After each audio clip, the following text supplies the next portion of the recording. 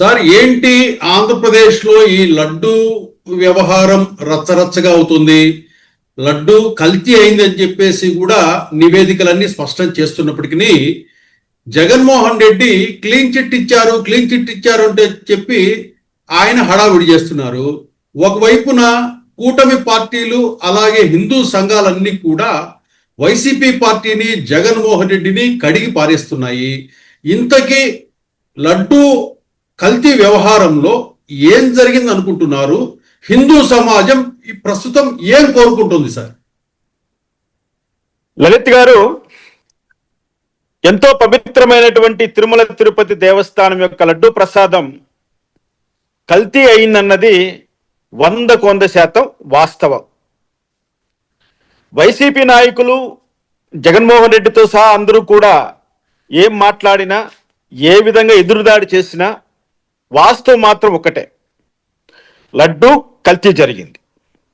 2019 నుంచి 2024 సంవత్సరాల మధ్య 5 సంవత్సరాల పాటు జగన్మోహన్ రెడ్డి ముఖ్యమంత్రిగా ఉన్న రోజులు శ్రీ తిరుమల వెంకటేశ్వర స్వామి వారికి అపచారం జరిగింది, అపచారం చేశారు. నిన్న మనము నేషనల్ మీడియా వార్తలు చాలా వరకు చూసాం, ఆర్నాబ్ గారి డిబేట్ గారు చూసాం.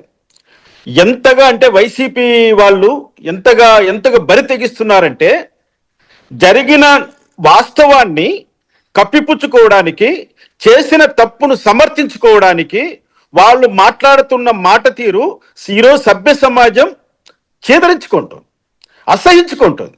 కేవలం ఒక హిందూ సమాజమే కాదు, ఇతర మతాల వాళ్ళు కూడా ఈ విషయంలో జగన్మోహన్ రెడ్డి వ్యవహరించిన తీరు కరెక్ట్ కాదని చెప్తున్నారు. ఇప్పుడు sorry for the interpretation, even క్రైస్తవులు, కొన్ని క్రైస్తవ సంఘాలు కూడా అటువంటిది ఏదన్నా జరిగి ఉంటే అలాంటిది జరిగి ఉండకూడదు, ఒకవేళ అలా చేశారనే పక్షంలో క్రైస్తవ సమాజము, జీసస్ కూడా ఇలాంటి చెప్పడు, ఆయన మెచ్చడు అని చెప్పేసి వాళ్ళు కూడా ఖండిస్తున్నారు. లలిత్ గారు, భగవంతుణ్ణి నమ్మే వాళ్ళు ఎవరైనా, ఏ మతములో వారైనా, ఏ మతములో ఏ దేవుణ్ణి నమ్మేవాళ్ళు, పూజించేవాళ్ళు, కొలిచేవాళ్ళు ఎవరైనా సరే ఇటువంటి అపచారాన్ని ఎవరు కూడా సమర్థించరండి.